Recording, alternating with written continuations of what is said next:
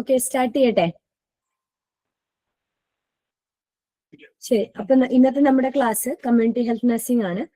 നിങ്ങൾക്കറിയാം, community health nursing ഇതിൽ നമ്മൾ വളരെ ഇമ്പോർട്ടന്റ് ആയിട്ടുള്ള ഒരു ആസ്പെക്ട് തന്നെയാണ്. അതിനകത്ത് അത്യാവശ്യം നല്ല വെയിറ്റേജോടുകൂടെ ക്വസ്റ്റ്യൻസ് ചോദിക്കുന്നത് നിങ്ങൾക്ക് അറിയാമല്ലോ.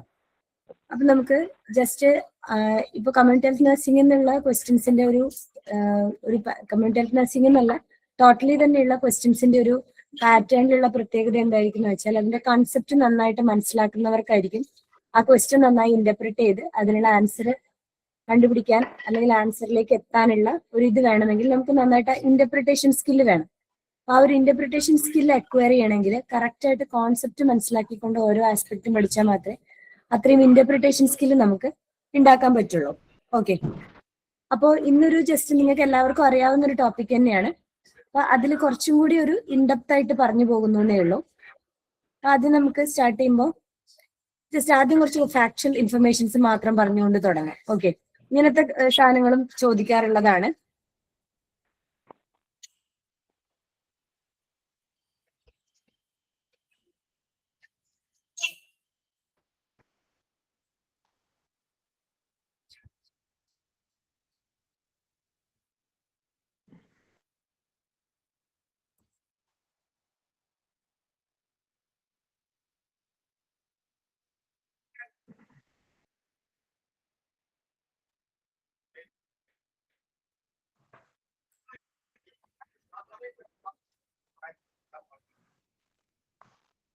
ഒരൊറ്റ മിനിറ്റ്, എന്റെ സ്ക്രീനിൽ ചെറിയൊരു പ്രോബ്ലം ഉണ്ട്. ഒരു മിനിറ്റ്.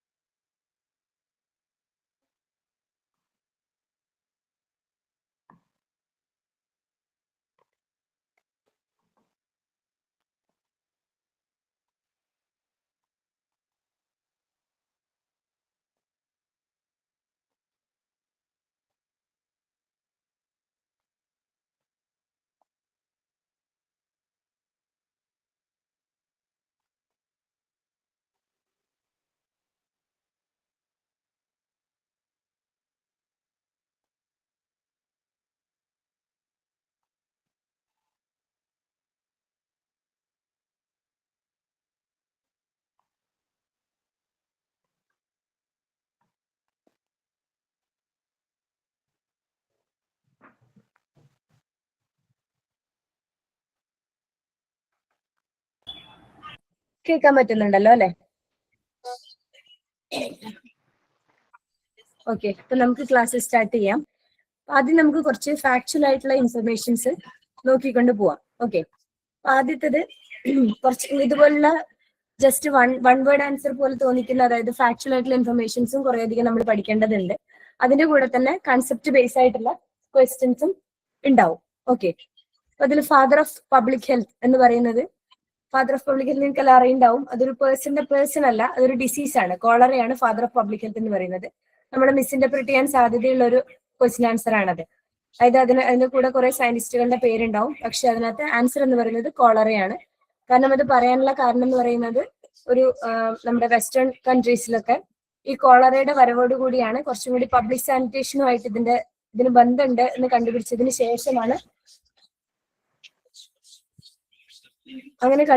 ശേഷമാണ് അതിന് പബ്ലിക് സാനിറ്റേഷൻ കുറച്ചുകൂടി ഇംപ്രൂവ് ചെയ്ത് കഴിഞ്ഞ സമയത്ത് കോളറയിൽ ഉണ്ടായിരുന്ന കോളറയുടെ നമ്പറിൽ നല്ലപോലെ വ്യത്യാസം വരുത്താൻ പറ്റിയിരുന്നു.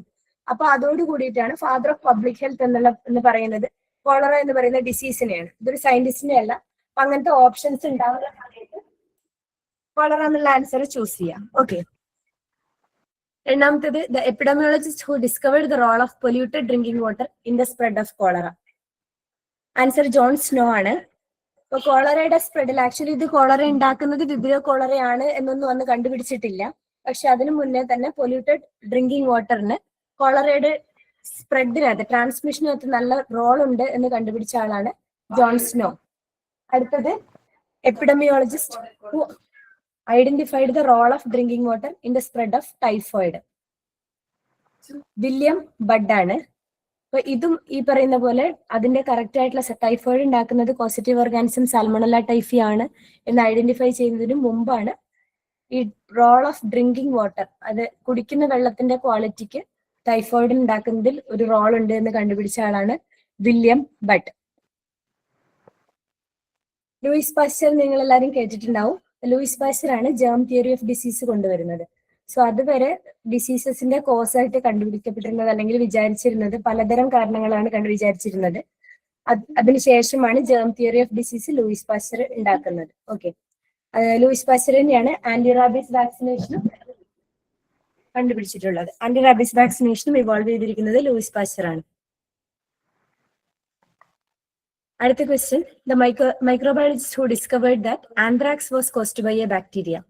റോബർട്ട് കോച്ച് ആണ്. റോബർട്ട് കോച്ച് നിങ്ങൾ ഇതിനു മുന്നേ കേട്ടിട്ടുണ്ടാവും. മൈക്രോബാക്ടീരിയം ടിബിയുടെ മൈക്രോബാക്ടീരിയം കണ്ടുപിടിക്കുന്നതും റോബർട്ട് കോച്ച് ആണ്. അടുത്തത്, father of scurvy. Father of scurvy എന്നറിയപ്പെടുന്നത് ജെയിംസ് ലിൻഡ് ആണ്. James Lind. Okay. James Lindt scurvy കണ്ടുപിടിക്കുന്നത്, സ്കർവിയുമായിട്ട് റിലേഷൻഷിപ്പ്, അതായത് വൈറ്റമിൻ സിക്ക് അതുമായിട്ടുള്ള റിലേഷൻഷിപ്പ് എന്ന് പറയുന്നത് കറക്റ്റ് ആയിട്ട് വൈറ്റമിൻ സി ആണ് അതിന്റെ കോസ് എന്ന് കണ്ടുപിടിച്ചിട്ടുണ്ടായിരുന്നില്ല. പക്ഷെ ഒരു ഷിപ്പിൽ കുറെ ആളുകളുമായിട്ട് പുറപ്പെട്ട സമയത്ത് ആ ഷിപ്പ് കരയിലേക്ക് എത്താൻ വേണ്ടിയിട്ട് കുറെ ദിവസങ്ങൾ എടുക്കും. അപ്പോൾ ആ ടൈമൊക്കെ അവരുടെ കയ്യിലുള്ള ഫുഡ് എന്ന് പറയുന്നത് സോൾട്ടഡ് ആയിട്ടുള്ള ഫുഡ്സും ഡ്രൈഡ് ആയിട്ടുള്ള ഫുഡ്സും മാത്രമാണ് ആൾക്കാർ കഴിക്കുന്നത്. ഫ്രഷ് ഫ്രൂട്ട്സും അതുപോലുള്ള കാര്യങ്ങളൊക്കെ പെട്ടെന്ന് തീർന്നു പോകും. അപ്പോൾ ഒരു 1 ഇയർ അല്ലെങ്കിൽ 6 മാസത്തിൽ കൂടുതലൊക്കെ അടുത്ത കരയിലേക്ക് എത്താൻ വേണ്ടി എടുക്കുന്ന സമയത്ത് ഈ വൈറ്റമിൻ സി ഉള്ള സോഴ്സ് യാതൊന്നും തന്നെ ഇല്ലാണ്ടാവുമ്പോഴാണ് അവരുടെ സോൾജേഴ്സ് മുഴുവൻ ഡെത്തായി പോവുക. അങ്ങനെയുള്ള സിറ്റുവേഷൻസ് ഉണ്ടായിരുന്നു. അപ്പൊ അതിൽ നിന്ന് പിന്നെ അവരേതെങ്കിലും ശരിക്കുള്ള കരയിലേക്ക് അവരുടെ ഡെസ്റ്റിനേഷനിലേക്ക് എത്തുന്നതിന് മുമ്പ് തന്നെ ഏതെങ്കിലും ഒരു ഐലൻഡിലേക്കൊക്കെ അവർ ഷിപ്പ് ലാൻഡ് ചെയ്യുകയാണെങ്കിൽ അവിടുന്ന് അപ്പൊ കിട്ടുന്ന ഫ്രഷ് ആയിട്ടുള്ള സാധനങ്ങൾ കഴിച്ചു തുടങ്ങിയപ്പോൾ ഈ നേരത്തെ പറഞ്ഞ സിംറ്റംസ് വൈറ്റമിൻ സിയുടെ ഡെഫിഷ്യൻസി കൊണ്ട് ഉണ്ടായതാണ് എന്ന് അറിയില്ലെങ്കിൽ പോലും നേരത്തെ ഉണ്ടായിരുന്ന ആ ബ്ലീഡിങ് സിംറ്റംസ് ഒക്കെ, ബ്ലീഡിങ് ഗംസ് പോലത്തെ സിംറ്റംസ് ഒക്കെ ഇല്ലാണ്ടായി എന്ന് കണ്ടപ്പോൾ ഈ ഫ്രൂട്ട്സ് കഴിക്കുന്ന ഫ്രഷ് ഫുഡുമായിട്ട് ഇതിനെന്തോ റിലേഷൻഷിപ്പ് ഉണ്ട് എന്ന് കണ്ടുപിടിച്ചു. അപ്പൊ അങ്ങനെ കണ്ടുപിടിച്ച ആളാണ് ജെയിംസ് ലിൻഡ് എന്ന് പറയുന്നത്. സോ ഫാദർ ഓഫ് സ്കർവി എന്ന് പറയുന്നത് ജെയിംസ് ലിൻഡ് ആണ്. Okay.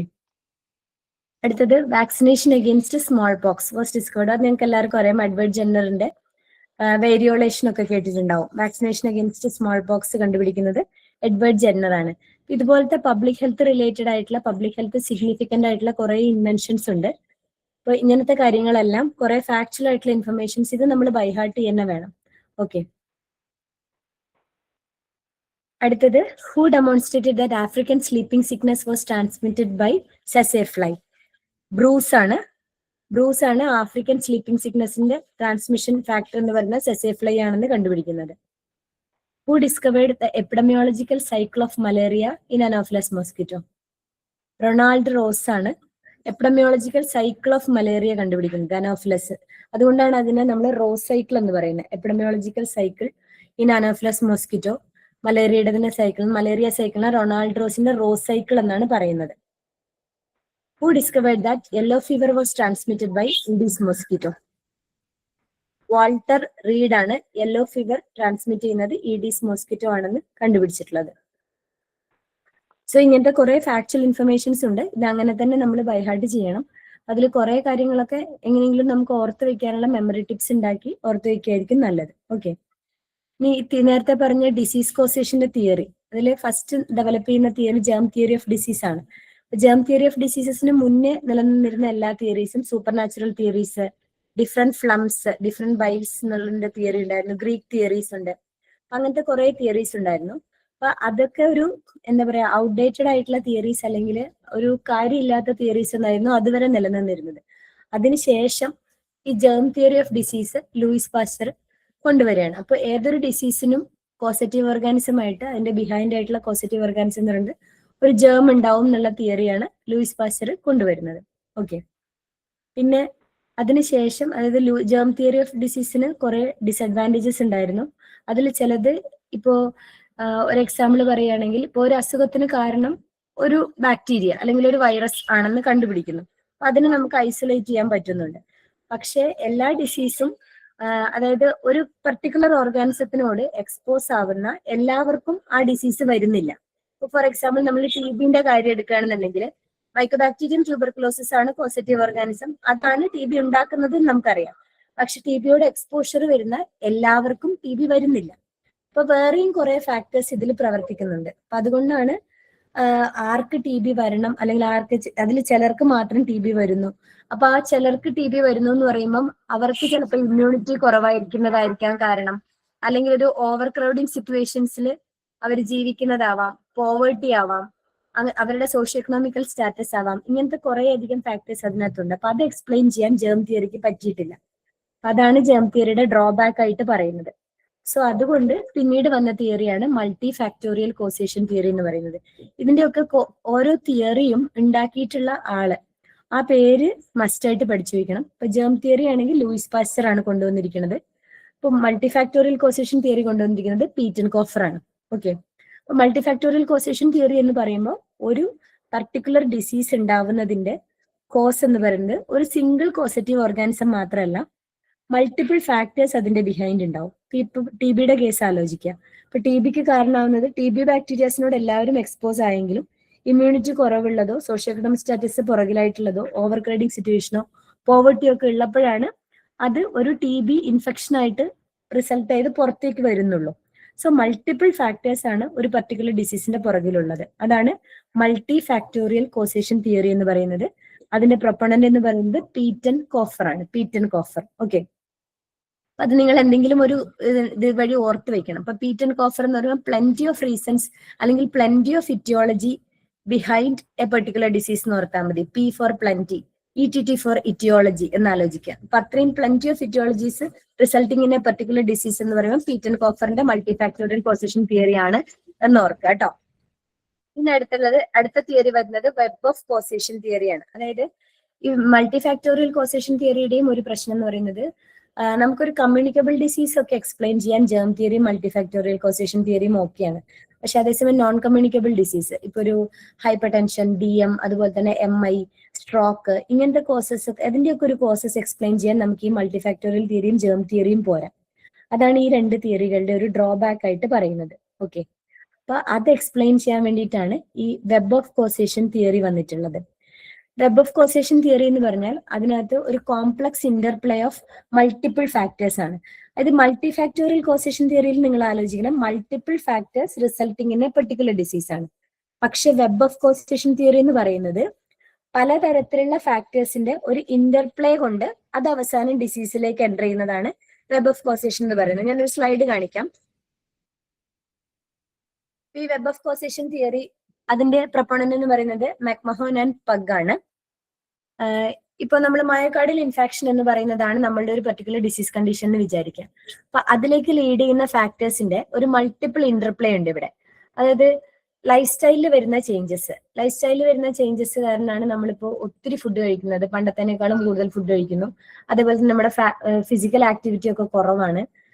Changes in life style തന്നെയാണ് നമ്മൾ സ്മോക്കിംഗ് ചെയ്യാനുള്ള ഒരു റീസൺ ആയിട്ട് പറയുന്നത്. പിന്നെ അതേപോലെ തന്നെ നമുക്ക് സ്ട്രെസ് ഉണ്ടാവുമ്പോൾ സ്ട്രെസ് വേറെ ഒരു ഫാക്ടറാണ് സ്ട്രെസ് ഉണ്ടാവുന്ന സമയത്ത്. അപ്പോൾ നമുക്ക് ഇത്തരം ചേഞ്ചസ് ഇൻ ലൈഫ് സ്റ്റൈൽ കാരണം നമുക്ക് ഒബിസിറ്റി ഉണ്ടാവാം. അത് നമ്മളെ ഒബിസിറ്റിയിലേക്ക് ലീഡ് ചെയ്യുന്നു. അതേസമയം നമ്മളുടെ വേറെ തന്നെ ഒരു ലൈഫ് സ്റ്റൈലിൽ വരുന്ന വേറൊരു ഫാക്ടർ തന്നെയാണ് സ്മോക്കിംഗ് എന്ന് പറയുന്നത്. അപ്പൊ സ്മോക്കിംഗ് കാരണവും നമുക്ക് കൂടുതൽ ത്രോംബോസിസ് ഒക്കെ ഫോം ചെയ്യാനുള്ള ത്രോംബോട്ടിക് ടെൻഡൻസി കൂടുതലാണ്. അത് നമുക്ക് കൊറോണറി ഒക്ലൂഷൻ ഉണ്ടാക്കാൻ ചാൻസ് ഉണ്ട്. ഇപ്പൊ നമ്മളുടെ ലൈഫ് സ്റ്റൈൽ ചേഞ്ചസിന്റെ തന്നെ ഒരു പാർട്ടാണ് നമ്മുടെ സ്ട്രെസ് ഫാക്ടർ എന്ന് പറയുന്നത്. അതിൽ നമുക്ക് ഇമോഷണൽ ഡിസ്റ്റർബൻസ് ഉണ്ടാവാം.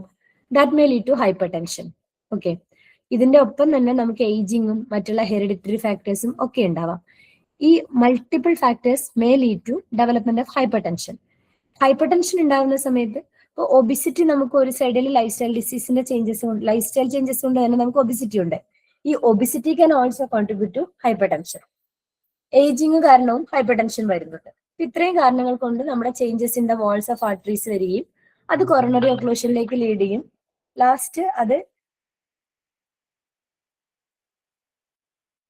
മയോകാർഡിയൽ ഇൻഫാക്ഷനിലേക്ക് വരികയും ചെയ്യുന്നു.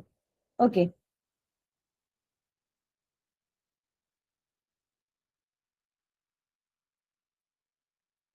ഓക്കെ അപ്പൊ ലാസ്റ്റ് മയോകാർഡിയൽ ഇൻഫാക്ഷനിലേക്ക് എത്തുന്നു. അപ്പൊ ഇങ്ങനെ മൾട്ടിപ്പിൾ ആയിട്ടുള്ള കോസേഷൻ കാരണം നമുക്ക് ഉണ്ടാവുന്ന ലാസ്റ്റ് ആ മയോകാർഡിയൽ ഇൻഫാക്ഷൻ എന്ന് പറയുന്ന പോയിന്റിലേക്ക് നമ്മൾ എത്തുന്നത് ഒരു കോംപ്ലക്സ് ഇന്റർപ്ലേ ഓഫ് തിങ്സ് കാരണമാണ്.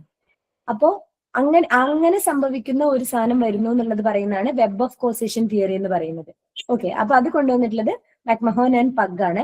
ഇപ്പൊ നേരത്തെ പറഞ്ഞതുപോലെ ഇതിൽ നിങ്ങൾക്ക് എങ്ങനെ എക്സാമിന് ചോദിക്കാം എന്നുള്ളതുള്ളത് ഇതുപോലെ ഡയറക്റ്റ് ക്വസ്റ്റ്യൻസ് ഉണ്ടാവും, ഇൻഡയറക്റ്റ് ആയിട്ടുള്ള ക്വസ്റ്റ്യൻസ് ഉണ്ടാവും. ചില ക്വസ്റ്റ്യൻസ് ഒക്കെ വളരെ സിമ്പിൾ ആയിട്ടുള്ള ഡയറക്റ്റ് ക്വസ്റ്റ്യൻ തന്നെ ആയിരിക്കാം. ചിലപ്പോൾ മൾട്ടിഫാക്ടറി കോസേഷൻ തിയറി കൊണ്ടുവന്നത് ആരാണ്, അതിന്റെ പ്രൊപ്പോണന്റ് ആരാണ്, whose the proponent മൾട്ടിഫാക്ടറി causation theory, അങ്ങനെ തന്നെ ഡയറക്റ്റ് ആയിട്ട് ഒരു ക്വസ്റ്റ്യൻ കിട്ടാം. അല്ലെങ്കിൽ ഈ തിയറിയുടെ അതിന്റെ ഒരു കണ്ടന്റ് എന്താണ്, അതിന്റെ ഒരു മീനിങ്, അല്ലെങ്കിൽ ആ ഒരു മീനിങ് മാത്രം പറഞ്ഞുകൊണ്ട് അത് ഏത് തിയറി ആണെന്ന് ചോദിക്കാം. അപ്പൊ അങ്ങനെയും ചോദിക്കാൻ ചാൻസ് ഉണ്ട്. ഓക്കെ, അതിൽ ജേം തിയറി എന്ന് പറയുന്നത് ഒരു കോസറ്റീവ് ഓർഗാനിസം ഉണ്ടാവും, ആ ഓർഗാനിസം ആണ് that will result in a disease എന്ന് പറയുന്നത് ജേം തിയറിയാണ്. അതേസമയം multiple factors leading to a particular disease എന്ന് പറയുന്നത് മൾട്ടി ഫാക്ടോറിയൽ കോസേഷൻ തിയറിയാണ്. Complex interplay of multiple things resulting in a disease, complex interplay of various pathologies resulting in a disease എന്ന് പറയുന്നത് web of causation തിയറിയാണ്. അതിന്റെ explanation എന്താണോ അത് വായിച്ചു നോക്കിയിട്ട് കറക്റ്റ് അത് ഏത് തിയറി ആയിട്ട് മാച്ച് ആവുന്നു എന്ന് നോക്കണം. അങ്ങനെ നോക്കിയിട്ട് അത് ഏത് തിയറി ആണെന്ന് ഐഡന്റിഫൈ ചെയ്ത് അതായിരിക്കണം അതിന്റെ ആൻസർ. ഓക്കെ, അപ്പൊ അത് ഈച്ച് ആൻഡ് എവറി തിയറിയുടെ കണ്ടന്റ് എന്താണ്, ആ തിയറി പറയുന്നത് എന്താണെന്ന് മനസ്സിലാക്കിയാൽ മാത്രമേ അവർ പറയുന്ന ആ സെന്റൻസിൽ നിന്ന് അത് ഏത് തിയറിയാണ് നമുക്ക് ഐഡന്റിഫൈ ചെയ്യാൻ പറ്റുള്ളൂ. ഓക്കെ, ഈ 3 തിയറീസ് നിങ്ങൾക്ക് ക്ലിയർ ആയി എന്ന് വിചാരിക്കുന്നു. ഇതിൽ നിങ്ങൾക്ക് കൺഫ്യൂഷൻ ഉണ്ടാവാൻ ചാൻസ് ഉള്ളത് multifactorial causation തിയറിയും web of causation തിയറിയാണ്. Multifactorial എന്ന് പറയുമ്പോൾ ഒരു പർട്ടിക്കുലർ ഡിസീസിലേക്ക് ലീനിയർ ഡയറക്ഷനിലാണ് ഇതെല്ലാം വരുന്നത്.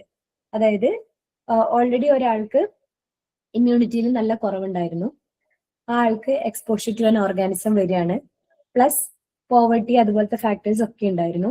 All these factors are leading to a particular disease. അതാണ് മൾട്ടിഫാക്ടോറിയൽ കോസേഷൻ തിയറി. അതേസമയം വെബ് ഓഫ് കോസേഷൻ എന്ന് പറയുമ്പോൾ അതിലൊരു complex interplay of multiple things ഉണ്ട്.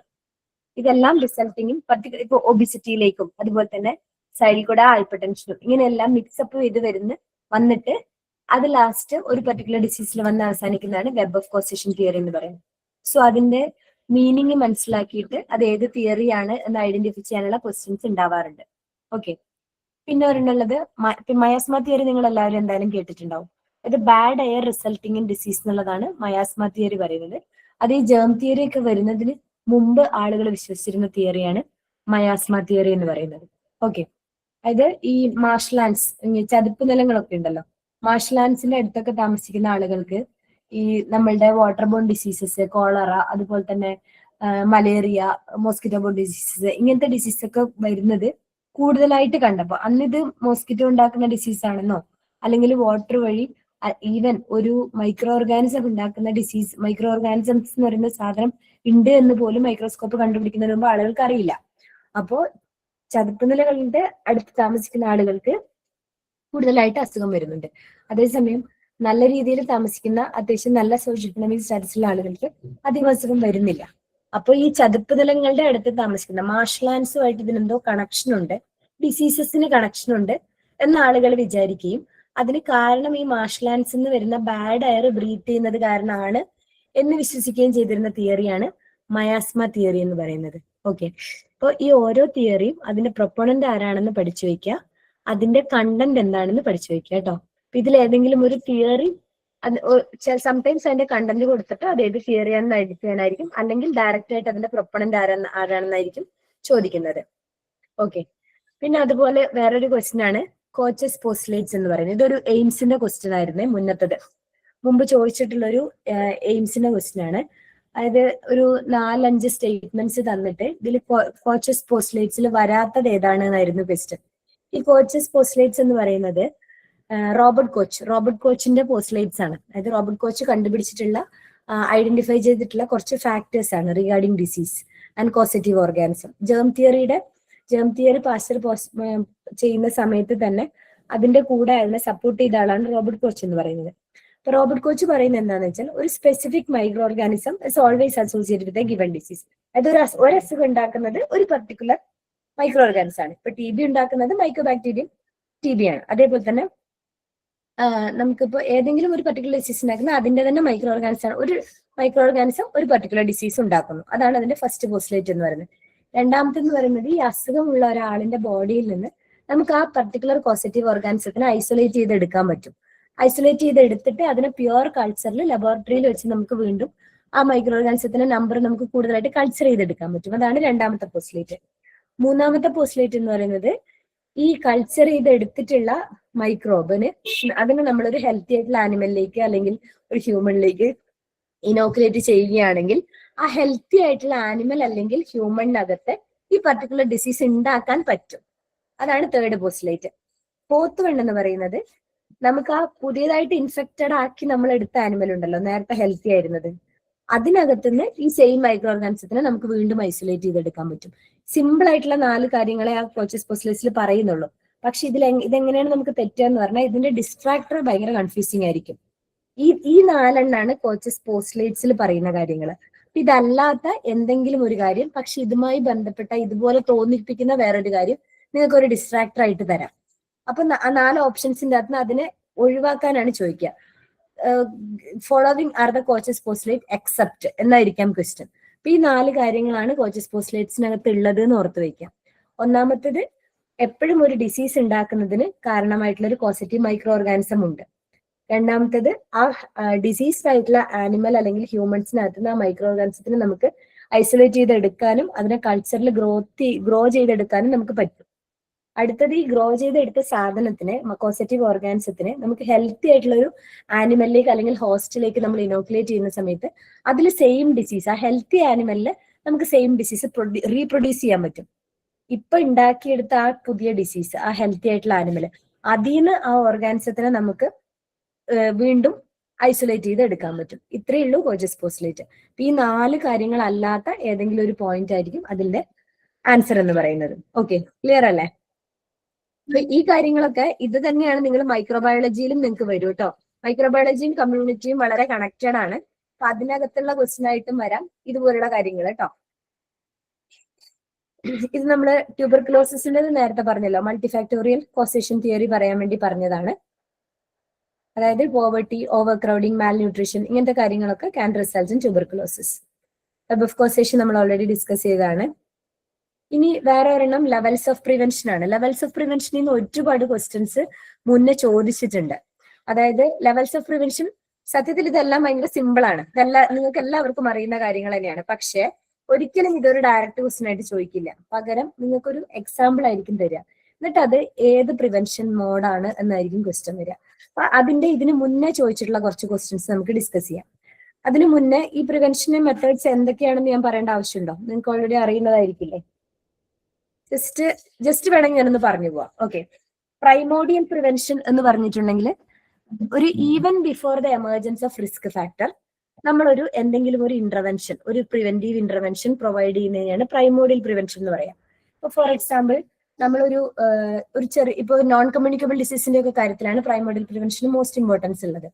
ഒരു സ്കൂൾ ഗ്രൂപ്പ് അല്ലെങ്കിൽ ഒരു ചെറിയ സ്കൂൾ കുട്ടികള് അല്ലെങ്കിൽ ചെറിയ കുട്ടികളിൽ നമ്മൾ പോയിട്ടൊരു ഹെൽത്ത് എഡ്യൂക്കേഷൻ പ്രൊവൈഡ് ചെയ്യുകയും അങ്ങനെ അവരിലൊരു റിസ്ക് ഫാക്ടർ പോലും ഡെവലപ്പ് ചെയ്യാതിരിക്കാനായിട്ടുള്ള കാര്യങ്ങൾ നമ്മൾ ചെയ്യുന്നതിനാണ് പ്രൈമോഡിയൽ പ്രിവെൻഷൻ എന്ന് പറയുന്നത്. അത് ഓൾറെഡി അവർ അറ്റ് റിസ്ക് ഫോർ ഒരു ഡിസീസ് അല്ല.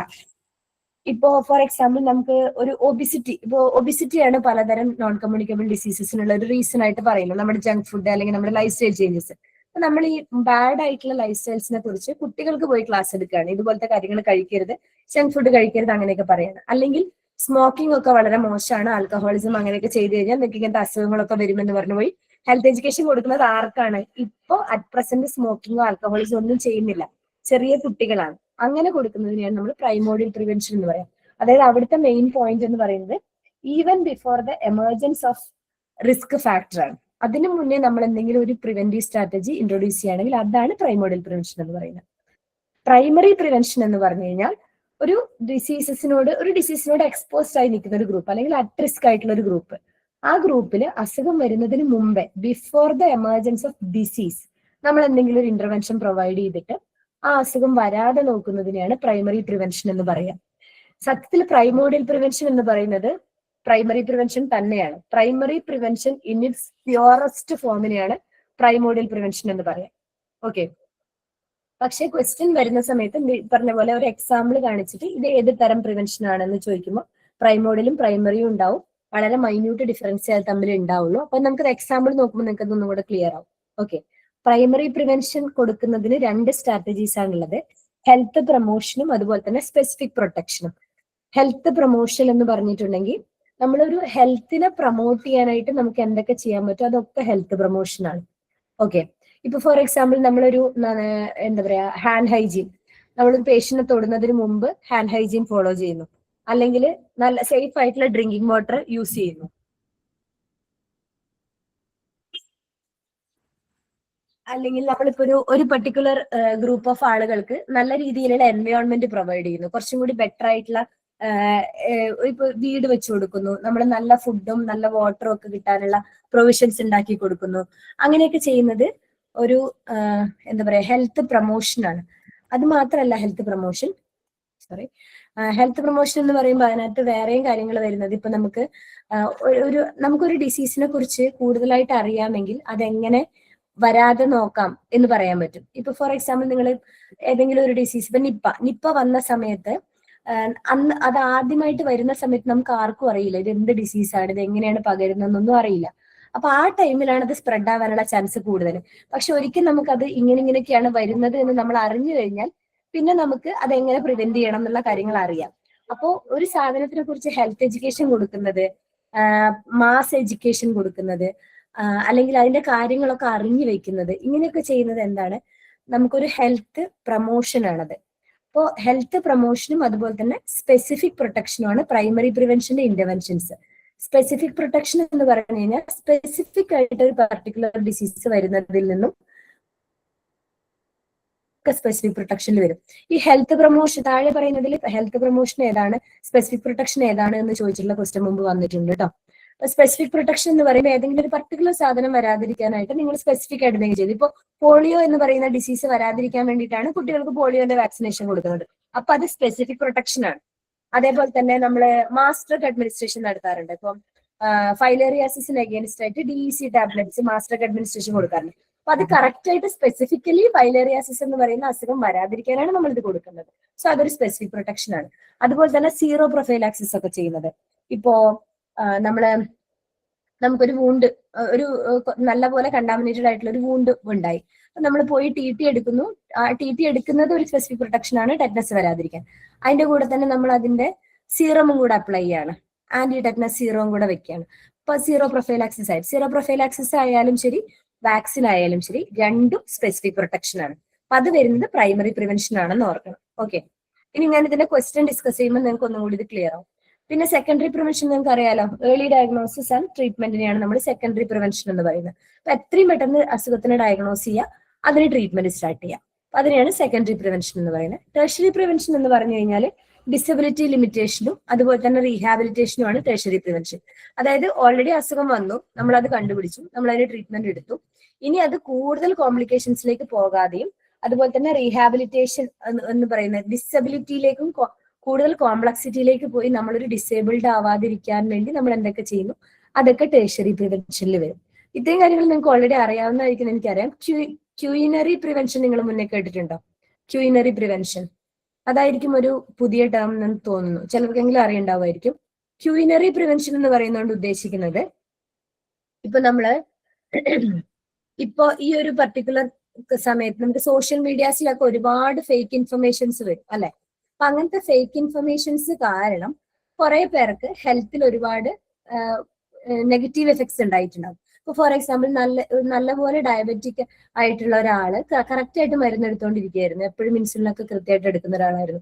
പക്ഷെ അയാള് ഒരു ദിവസം ഒരു ഫേക്ക് ന്യൂസ് കാണാണ്, ഇങ്ങനെ ഇരട്ടി മധുരം കഴിച്ചു കഴിഞ്ഞാൽ നമുക്ക് ഇൻസുലിനൊന്നും ഇല്ലാതെ തന്നെ ഇത് കുറയ്ക്കാൻ പറ്റും, അങ്ങനത്തെ ഒക്കെ കണ്ടിട്ട് അയാൾ റെഗുലറായിട്ട് ശരിക്കും എടുക്കേണ്ടിയിട്ടുള്ള സയന്റിഫിക് ട്രീറ്റ്മെന്റിനെ അവിടെ സ്റ്റോപ്പ് ചെയ്യുകയോ അല്ലെങ്കിൽ അതിന്റെ കൂടെ മറ്റൊരു ക്വാക്ക് ആയിട്ടുള്ള ട്രീറ്റ്മെന്റ് പുറകെ പോവുകയോ ചെയ്യുന്നത് വഴി അയാൾക്ക് എന്തെങ്കിലും പ്രശ്നങ്ങൾ പറ്റുകയാണെങ്കിൽ, അപ്പൊ അങ്ങനെ വരാതിരിക്കാനായിട്ട് ഈ ഫേക്ക് ഇൻഫർമേഷൻസ് ഇതൊക്കെ സ്പ്രെഡ് ആവുന്നത് പ്രിവെന്റ് ചെയ്യാനായിട്ട് നമ്മൾ എടുക്കുന്ന എല്ലാ സാധനങ്ങളും ക്യൂയിനറി പ്രിവെൻഷനിലാണ് വരിക. ഓക്കെ. അതേപോലെ തന്നെ ഓവർ മെഡിക്കേഷൻ. ഇപ്പോ ചില കാര്യങ്ങളൊക്കെ ശരിക്കും പറഞ്ഞു കഴിഞ്ഞാൽ ട്രീറ്റ്മെന്റ് അത്രയും ആവശ്യമില്ല, പക്ഷെ അതൊരു ഓവർ ട്രീറ്റ്മെന്റ് ആണ് എന്ന് നമുക്ക് ഫീൽ ചെയ്യുന്ന സിറ്റുവേഷൻസ് ഉണ്ടാവില്ലേ. ഇപ്പൊ ഫോർ എക്സാമ്പിൾ ചില സിസേറിയൻസ്, അതായത് സിസേറിയൻ ചിലപ്പോൾ ശരിക്കും സിസേറിയൻ ഇൻഡിക്കേഷൻ ആയിട്ടുള്ള കാരണങ്ങൾ ഉണ്ടാവും. അതല്ലാതെ നമ്മള് അത്ര അത്യാവശ്യം ഇല്ലാത്ത സിറ്റുവേഷൻസിൽ പോലും സിസേറിയൻ മതി എന്ന് പറഞ്ഞുകൊണ്ട് സിസേറിയൻ ചെയ്യുന്ന അങ്ങനത്തെ ഒരു ഓവർ മെഡിക്കേഷൻ ആയിട്ടുള്ള സ്ഥലങ്ങളുണ്ടാവും. ശരിക്കും സർജറി ചെയ്യാനുള്ള ഇൻഡിക്കേഷൻ ഇല്ലായിരുന്നു, പക്ഷെ നേരത്തെ തന്നെ പെട്ടെന്ന് തന്നെ സർജറി ചെയ്യുക, അങ്ങനെയൊക്കെ ചെയ്യുന്ന ഓവർ മെഡിക്കേഷൻ. അതുപോലെ തന്നെ ഇങ്ങനെ ഓവർ ആയിട്ടുള്ള ഈ മെഡിസിൻ റിലേറ്റഡ് ആയിട്ടുള്ള കാര്യങ്ങൾ, സർജിക്കൽ ആയിട്ടുള്ള ട്രീറ്റ്മെന്റുകൾ, ഇതിന്റെയൊക്കെ ഒരു പിടിയിൽ നിന്ന് ആളുകളെ പ്രൊട്ടക്ട് ചെയ്യുന്ന ഏതൊരു സാധനവും നമുക്ക് ക്യൂയിനറി പ്രിവെൻഷനിൽ കൊണ്ടുവരാം. ഓക്കെ. ഇതൊക്കെയാണ് ഈ ലെവൽസ് ഓഫ് പ്രിവെൻഷൻ എന്ന് പറയുന്നത്. ഇത് നിങ്ങൾക്ക് ക്ലിയർ അല്ലേ? ഇനി നമുക്ക് ഇതിന്റെ എക്സാമ്പിളിലേക്ക് പോയിക്കൂടെ? ഇതിന്റെ ക്വസ്റ്റ്യൻ സാധാരണയായിട്ട് ഒരിക്കലും ഡയറക്റ്റ് ചോദിക്കാറില്ല, ഇതുപോലത്തെ എക്സാമ്പിൾ ആണ് ചോദിക്കുക കേട്ടോ. ഇപ്പൊ for example mandatory iodization of salt implemented at the community level represents which level of prevention in public health? ഇതിന്റെ ആൻസർ എന്തായിരിക്കും? Mandatory iodization of salt implemented at the community level. അതായത് എല്ലാവരും iodised salt തന്നെ ഉപയോഗിക്കണം എന്നുള്ള public health law ആണ്. അങ്ങനെ കൊണ്ടുവരുന്നത് ഏത് ടൈപ്പ് ഓഫ് പ്രിവെൻഷൻ ആയിരിക്കും? അതൊരു പ്രൈമറി പ്രിവെൻഷൻ ആണ് അല്ലെ. അതായത് നമ്മളിപ്പോ ഒരു ഗോയിറ്റർ അല്ലെങ്കിൽ തൈറോയിഡ് റിലേറ്റഡ് ആയിട്ടുള്ള അസുഖങ്ങൾ വരാതിരിക്കാനായിട്ട് മൊത്തത്തിൽ കൊടുക്കുന്ന ഒരു സാധനമാണ്. അപ്പൊ അതൊരു സ്പെസിഫിക് പ്രൊട്ടക്ഷൻ എന്നുള്ള രീതിയിലാണ് വരുന്നത്. അയഡൈസ്ഡ് സോൾട്ട് ഉപയോഗിച്ചാൽ നമുക്ക് ആ അയഡിൻ ഡെഫിഷ്യൻസി ഡിസീസസ് തടയാം. സോ അതൊരു സ്പെസിഫിക് പ്രൊട്ടക്ഷൻ ആണ്. അത് ഏതിൽ വരുന്നതാണ്? പ്രൈമറി പ്രിവെൻഷനിൽ വരുന്നതാണ്. ഓക്കെ. പിന്നെ hand washing before touching the patient is an example of which level of prevention? ഏതായിരിക്കും? പ്രൈമറി പ്രിവെൻഷൻ അല്ലെ. അപ്പൊ അതൊരു പ്രൈമറി പ്രിവെൻഷൻ ആണ്. പിന്നെ preventing myths about insulin therapy that lead to poor glycemic control in diabetic patient is an example of. അതേതായിരിക്കും? അതായത് insulin തെറാപ്പിയെ കുറിച്ച് ഒരുപാട് മിത്തുകളുണ്ട്. ഇൻസുലിൻ ഒരു പ്രാവശ്യം ഉപയോഗിച്ചു തുടങ്ങി കഴിഞ്ഞാൽ പിന്നെ കണ്ടിന്യൂസ് ആയിട്ട് ഉപയോഗിക്കേണ്ടി വരും, നിങ്ങൾക്ക് നിർത്താൻ പറ്റില്ല, ഇൻസുലിൻ കാരണം വേറെ പ്രോബ്ലംസ് ഉണ്ടാവും, അങ്ങനെ കിഡ്നി തകരാറിലാവും, അങ്ങനത്തെ ഒരുപാട് മിസ്ഇൻഫർമേഷൻസ് ഒക്കെ സ്പ്രെഡ് ആയിട്ട് വരാറില്ലേ. അത് പ്രിവെന്റ് ചെയ്യാനായിട്ട് എടുക്കുന്ന സാധനങ്ങൾ എന്തായിരിക്കും? ക്യൂയിനറി പ്രിവെൻഷൻ ആണത്. ഓക്കെ. ഇനി അടുത്ത ക്വസ്റ്റ്യൻ. ഇത് സ്പീഡ് കൂടുതലാണോ? കുറച്ച് സ്ലോ ഡൗൺ ചെയ്യേണ്ട ആവശ്യമുണ്ടോ? ഇല്ലല്ലോ, നിങ്ങൾക്ക് ഓൾറെഡി അറിയാവുന്ന സാധനം ആയതുകൊണ്ടാണ് സ്പീഡിൽ പോകുന്നത്. Cervical cancer screening through pap smears are examples of which level of prevention? Cervical cancer screening ആണ് അല്ലെ, ത്രൂ പാപ് സ്മിയർ. അപ്പൊ അത് ഏതായിരിക്കും? ഏതാവും? സ്ക്രീനിങ് ടെസ്റ്റ് ആണല്ലോ. അപ്പൊ സ്ക്രീനിങ് ടെസ്റ്റ് ആവുന്ന സമയത്ത് ഏതൊരു സ്ക്രീനിങ് ടെസ്റ്റും വരെ ഏതാണ്? ഏർലി ഡയഗ്നോസിസ് ആണ് അല്ലെ. എത്രയും പെട്ടെന്ന് നേരത്തെ കണ്ടുപിടിക്കുന്നതിലാണ് അത് വരുന്നത്, ഏർലി ഡയഗ്നോസിസിലാണ് അത് വരുന്നത്. അപ്പൊ അതുകൊണ്ട് ഈ സ്ക്രീനിങ് ടെസ്റ്റുകള്, മെഡിക്കൽ ക്യാമ്പുകൾ, സ്ക്രീനിങ്ങിന് വേണ്ടി ചെയ്യുന്ന മെഡിക്കൽ ക്യാമ്പ്, ഇങ്ങനത്തെ കാര്യങ്ങളൊക്കെ എപ്പോഴും വരിക ഏതിലായിരിക്കും? ഏർലി ഡയഗ്നോസിസിലാണ്. അപ്പൊ അതെന്താണ്? സെക്കൻഡറി പ്രിവെൻഷൻ ആണ്. ഫോർ എക്സാമ്പിൾ വേറെ ഒരെണ്ണം പറയാം. നമ്മുടെ മെന്റൽ ഹെൽത്ത് സർവേ ഇല്ലേ, mental health survey is being conducted among A public population അല്ലെങ്കിൽ ഒരു പർട്ടിക്കുലർ കമ്മ്യൂണിറ്റി.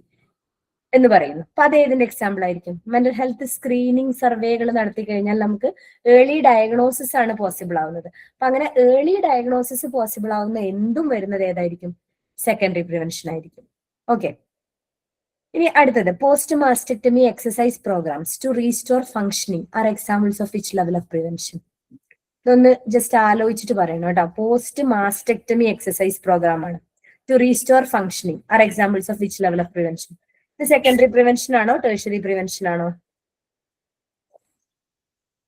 സെക്കൻഡറി പ്രിവെൻഷൻ എന്ന് പറഞ്ഞാൽ നമുക്കറിയാം ഏർലി ഡയഗ്നോസിസ് ആൻഡ് ട്രീറ്റ്മെന്റ് ആണ് അല്ലെ. അപ്പോ ഇതിലത്തെ മാസ്റ്റക്ടമി എന്ന് പറയുന്ന എക്സസൈസ്, മാസ്റ്റക്ടമി എന്ന് പറയുന്ന സർജറി എന്ന് പറയുന്നത് എന്താണ്? സെക്കൻഡറി പ്രിവെൻഷൻ ആണ്. പക്ഷെ പോസ്റ്റ് മാസ്റ്റക്ടമി എക്സസൈസ് എന്താണ്? Tertiary prevention. Yes, tertiary prevention ആണ്. കാരണം അത് പോസ്റ്റ് മാസ്റ്റക്ടമി എക്സസൈസ് ചെയ്തില്ല എന്നുണ്ടെങ്കിൽ പിന്നെ വീണ്ടും നമ്മൾ കോംപ്ലിക്കേഷൻസിലോട്ട് പോകും, ലിംഫെഡിമ അങ്ങനത്തെ കാര്യങ്ങളൊക്കെ വരും. അപ്പൊ നമുക്ക് കോംപ്ലിക്കേഷൻസിലേക്ക് പോകാതിരിക്കാനായിട്ട് എത്രയും പെട്ടെന്ന് നമുക്ക് പ്രീവിയസ് സ്റ്റാറ്റസിലേക്ക് നമ്മളെ തിരിച്ചു കൊണ്ടുവരുന്ന ഒരു റീഹാബിലിറ്റേഷന്റെ പാർട്ടായിട്ടാണ് അത് വരിക. അപ്പൊ അതൊരു ടെർഷ്യറി പ്രിവെൻഷൻ ആണ്. Okay, mass drug administration of albendazole to all children between 1 to 19 years is an example of which level of prevention? ഏതായിരിക്കും? Mass drug administration of albendazole. Drug administration ആണ്, അപ്പൊ അത് ട്രീറ്റ്മെന്റ് ആയിരിക്കും എന്ന് വിചാരിക്കരുത്. ഇത് എന്തിനാ അഗേൻസ്റ്റ്? ഇതൊരു പ്രൈമറി പ്രിവെൻഷൻ ആണ്. ഇത് സ്പെസിഫിക് പ്രൊട്ടക്ഷനിലാണ് വരിക കേട്ടോ. അപ്പൊ ഇങ്ങനെയും ക്വസ്റ്റ്യൻ വരാം കേട്ടോ. സ്പെസിഫിക് പ്രൊട്ടക്ഷനിലാണോ ഹെൽത്ത് പ്രൊമോഷനിലാണോ വരിക? അല്ലെങ്കിൽ ചിലപ്പോൾ ക്വസ്റ്റ്യൻ ഇങ്ങനെ ആയിരിക്കാം, അതായത് താഴെ കൊടുത്തിരിക്കുന്നതിൽ ഏതാണ് സ്പെസിഫിക് പ്രൊട്ടക്ഷൻ, അല്ലെങ്കിൽ താഴെ കൊടുത്തിരിക്കുന്നതിൽ സ്പെസിഫിക് പ്രൊട്ടക്ഷനിൽ വരാത്തത് ഏതാണ്, അങ്ങനെയും ചോദിക്കാം. അപ്പൊ കറക്റ്റ് ആയിട്ട് പ്രൈമറി സെക്കൻഡറി ടെർഷ്യറി പ്രിവെൻഷൻ അല്ലെങ്കിൽ ക്യൂനറി പ്രിവെൻഷൻ എന്ന ആൻസർ വരുന്ന പോലെ തന്നെ ചോദിക്കണം എന്നില്ല. അപ്പൊ അതിന്റെ കണ്ടന്റ് മനസ്സിലാക്കുക. അത് ഈ കോൺസെപ്റ്റ് ഇത്രയേ ഉള്ളൂ. പ്രൈമോഡിയൽ എന്ന് പറഞ്ഞാൽ even before the emergence of risk factor ആണ്. പ്രൈമറി പ്രിവെൻഷൻ എന്ന് പറഞ്ഞാൽ before the occurrence of disease നമ്മൾ കൊടുക്കുകയാണ് ആ അസുഖം വരാതിരിക്കാൻ. അപ്പൊ അത് ഹെൽത്ത് പ്രൊമോട്ടീവ് ആയിട്ട്, ഹെൽത്ത് പ്രൊമോഷനും സ്പെസിഫിക് പ്രൊട്ടക്ഷനും തമ്മിലുള്ള വ്യത്യാസം എന്ന് പറഞ്ഞാൽ ഹെൽത്ത് പ്രൊമോഷൻ ഒരു കോമൺ ആയിട്ട് ചെയ്യുന്ന സാധനമായിരിക്കും. പക്ഷെ സ്പെസിഫിക് പ്രൊട്ടക്ഷൻ എന്ന് പറയുന്നത് അഗെയിൻസ്റ്റ് ഒരു പർട്ടിക്കുലർ സ്പെസിഫിക്കലി അഗെയിൻസ്റ്റ് ഡിസീസ് ആയിരിക്കും. ഓക്കെ, പിന്നെ നമ്മുടെ സെക്കൻഡറി പ്രിവെൻഷൻ എന്ന് പറഞ്ഞാൽ എപ്പോഴും ഏർലി ഡയഗ്നോസിസ് ഓഫ് ദ ഡിസീസും അതിന്റെ ട്രീറ്റ്മെന്റുമാണ് സെക്കൻഡറി പ്രിവെൻഷൻ വരിക. ടെർഷ്യറി പ്രിവെൻഷൻ എന്ന് പറയുന്ന കോംപ്ലിക്കേഷൻസിലേക്ക് പോകാതെ റീഹാബിലിറ്റേഷനും ഡിസബിലിറ്റി പ്രിവെൻഷനും ഒക്കെ ചെയ്യുന്ന, ഡിസബിലിറ്റി ലിമിറ്റേഷൻ ഒക്കെ ചെയ്യുന്നതൊക്കെ ടെർഷ്യറി പ്രിവെൻഷൻ ആയിരിക്കും. ക്യൂനറി പ്രിവെൻഷൻ എന്ന് പറയുമ്പോഴത്തേക്കും ഓവർ മെഡിക്കേഷനും ഓവർ ട്രീറ്റ്മെന്റും അങ്ങനത്തെ ഒക്കെ പ്രിവെന്റ് ചെയ്യാം. ഇപ്പൊ ഈ എന്താ പറയാ കോസ്മെറ്റിക് സർജറീസ് ഒക്കെ ഇല്ലേ, കോസ്മെറ്റിക് സർജറീസിന്റെ ഒക്കെ അതിന്റെ ശരിയായിട്ടുള്ള സൈഡ് എഫക്ട്സും കാര്യങ്ങളൊക്കെ, ഇപ്പൊ നമ്മുടെ വണ്ണം കുറയ്ക്കുന്ന സർജറീസ് ഒക്കെ ഉണ്ടല്ലോ, അങ്ങനത്തെ സർജറീസിന്റെ ഒക്കെ ശരിക്കുള്ള കോംപ്ലിക്കേഷൻസും സാധനങ്ങളും ഒക്കെ പേഷ്യന്റിന് പറഞ്ഞു കൊടുക്കാതെ ഇത്ര പ്രശ്നങ്ങൾ ഇതിലുണ്ട്, ഈവൻ ഡെത്ത് വരെ വരാം എന്നുള്ള കോംപ്ലിക്കേഷൻസ് എക്സ്പ്ലെയിൻ ചെയ്യാതെ ഈ സർജറി ചെയ്യാൻ നമ്മൾ ഒരാളെ വല്ലാതെ പ്രേരിപ്പിക്കുകയാണെന്ന് വിചാരിക്കുക. അങ്ങനത്തെ പരസ്യങ്ങളുണ്ടല്ലോ, അഡ്വർടൈസ്മെന്റ്, അതൊക്കെ പ്രിവെന്റ് ചെയ്യാൻ വേണ്ടി ഒരു ലോ വരികയാണെന്ന് വിചാരിക്കുക. അപ്പൊ അത് ഏത് പ്രിവെൻഷൻ ആവും? ക്യൂനറി പ്രിവെൻഷൻ ആവും. ഓക്കെ, അപ്പൊ അങ്ങനത്തെ കാര്യങ്ങൾ ചിന്തിച്ചിട്ട് ആൻസർ ചെയ്ത കേട്ടോ. അപ്പൊ ഇത് ക്ലിയർ അല്ല. അപ്പൊ ഈ mass drug administration of albendazole ഏതിൽ വരും? പ്രൈമറി പ്രിവെൻഷനിൽ വരും. Use of personal protective equipment by a nurse in COVID ward is an example of which level of prevention? ഏതായിരിക്കും? പ്രൈമോഡിയൽ ആണോ?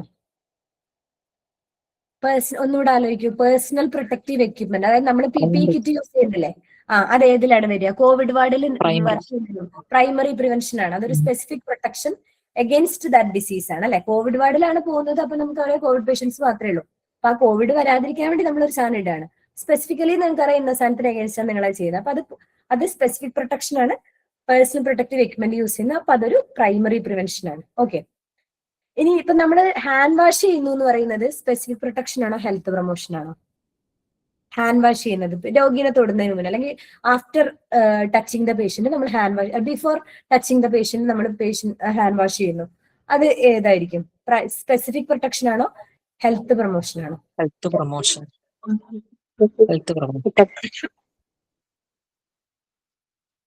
അത് നമുക്ക് എക്സാക്ട് ആയിട്ട് പറയാൻ പറ്റില്ല. കാരണം അത് ഹെൽത്ത് പ്രൊമോഷനിലും വരും സ്പെസിഫിക് പ്രൊട്ടക്ഷനിലും വരും.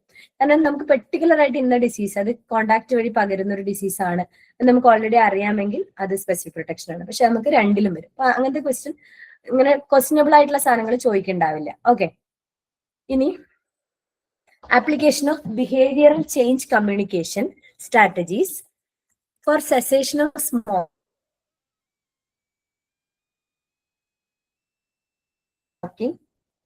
among group of chain smokers are examples of which level of prevention?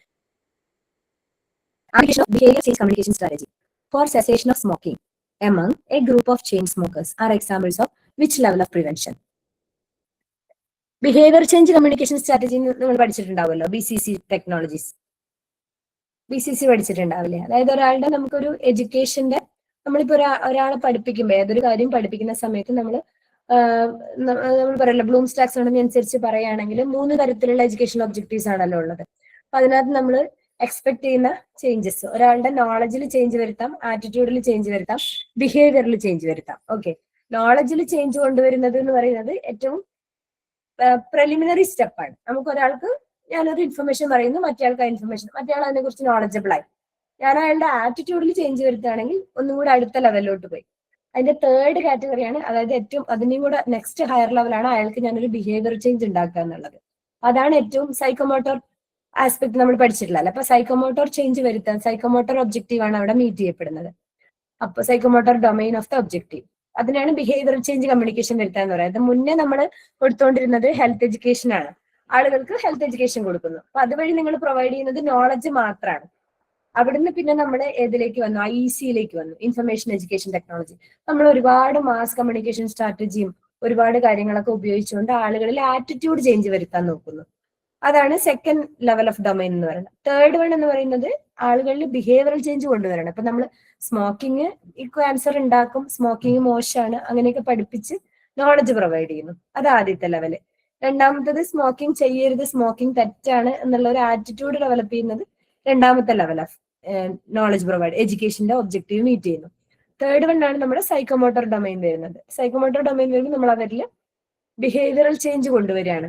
ചെയ്യില്ല, ഞാനിനി മുതൽ സ്മോക്ക് ചെയ്യില്ല, സ്മോക്ക് ചെയ്യുന്നത് കണ്ടാൽ ഞാൻ സ്റ്റോപ്പ് ചെയ്യിപ്പിക്കും, അങ്ങനത്തെ ഒരു ബിഹേവിയറൽ ചേഞ്ച് തന്നെ കൊണ്ടുവരുന്നതാണ് നമ്മുടെ എഡ്യൂക്കേഷന്റെ മൂന്നാമത്തെ ഡൊമൈൻ പാസ് ആവുന്നത്. അപ്പൊ ആ ഒരു സ്ട്രാറ്റജിയാണ് ഇപ്പോൾ എല്ലാത്തിലും നമ്മൾ നാഷണൽ ഹെൽത്ത് പ്രോഗ്രാംസിലൊക്കെ യൂസ് ചെയ്യുന്നത്, ബിഹേവിയറൽ ചേഞ്ച് കമ്മ്യൂണിക്കേഷൻ സ്ട്രാറ്റജി. അപ്പോ നമ്മൾ അതുപോലത്തെ behavioural change communication strategy use ചെയ്യാണ്. Application of behavioural change communication strategy for cessation of smoking among a group of chain smokers are examples of which level of prevention? ഏതായിരിക്കും? ഏതാണ്? Primary prevention. Primary prevention ആണ്. കാരണം അതിൽ risk factor already അവിടെ ഉണ്ട്, അവർ chain smokers ആണ് അല്ലെ. എന്നിട്ട് നമ്മൾ അതിനകത്ത് ചെയ്യണം. ഇപ്പൊ ഇതേ സാധനം നമ്മള് എന്താ പറയാ, പ്രൊവൈഡിങ് ഹെൽത്ത് എഡ്യൂക്കേഷൻ ആകുമ്പോൾ ഒരു സ്കൂൾ കുട്ടികളിൽ പോയിട്ട് സ്മോക്കിംഗ് മോശമാണ് അല്ല തെറ്റാണെന്ന് പഠിപ്പിച്ചു കൊടുത്താൽ അത് പ്രൈമോഡിയൽ പ്രിവെൻഷൻ ആണ്. അതേസമയം ചെയിൻ സ്മോക്കേഴ്സ് ആണ്, ഇവര് അഡൽട്സ് ആണ്, അവരിൽ പോയി നമ്മൾ പഠിപ്പിച്ചു കൊടുക്കും, അത് പ്രൈമറി പ്രിവെൻഷൻ ആണ്. ഓക്കെ, ഇനി അടുത്തത് combating fake health news and conspiracy theories on social media is an example of quaternary prevention. Quaternary prevention. Okay,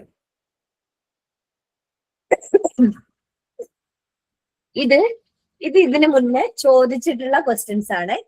പല എക്സാമുകളിൽ ചോദിച്ചിട്ടുള്ള ക്വസ്റ്റ്യൻസ് ആണ് കൊടുത്തിരിക്കുന്നത്. അതിന്റെ അതേ ഓപ്ഷൻസ് തന്നെയാണ് ഞാൻ ഇട്ടിരിക്കുന്നത്. Which of the following is not a key component of culinary prevention? First one, improving health literacy. Second one, preventing over medicalization. Third one, promoting evidence-based decision making. Fourth one, mass immunization campaigns.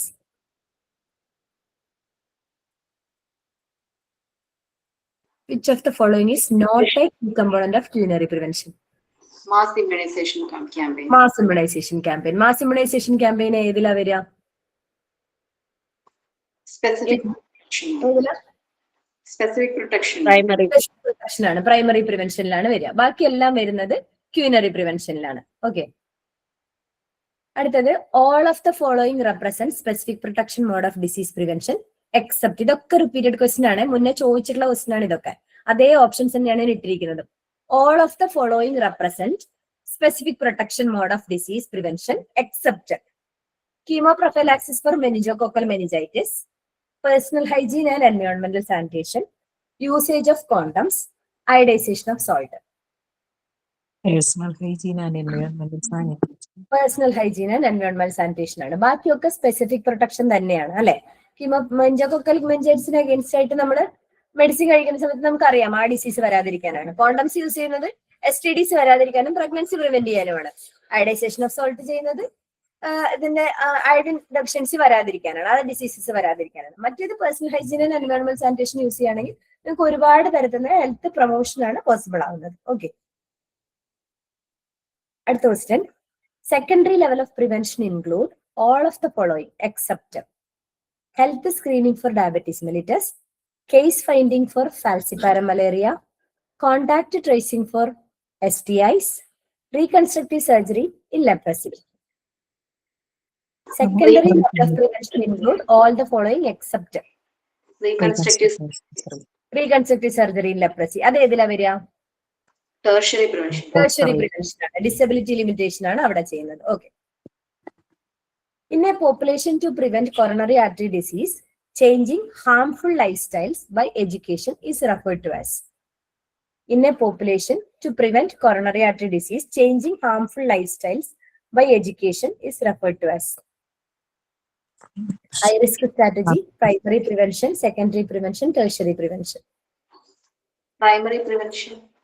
Primary prevention ആണ്, primary prevention ആണ് വരുന്നത്. Okay. In an area with fluoride-rich water, the defluorination of water is which level of prevention? Defluorination of water is which level of prevention? Primary ആണോ, secondary ആണോ, tertiary ആണോ, primordial ആണോ? ഏതാണ്? Primary. Primary ആണ് അല്ലെ? ഡീഫ്ലൂറിനേഷൻ of water ആണ്. അപ്പൊ ആ ഏരിയയിലുള്ള വാട്ടറിൽ ഓൾറെഡി ഫ്ലൂറിൻ ഉണ്ട്, റിസ്ക് ഫാക്ടർ അവിടെ ഉണ്ട്. അപ്പൊ അതിനെ നമ്മൾ റിമൂവ് ചെയ്യാണെന്ന് മാത്രമേ ഉള്ളൂ. അപ്പൊ അത് പ്രൈമറി പ്രിവെൻഷൻ ആണ്. Which of the following is primordial prevention? Action taken prior to the onset of disease, prevention of emergence of development of risk factors, action taken to remove the possibility that a disease will ever occur, action that halts the progress of a disease.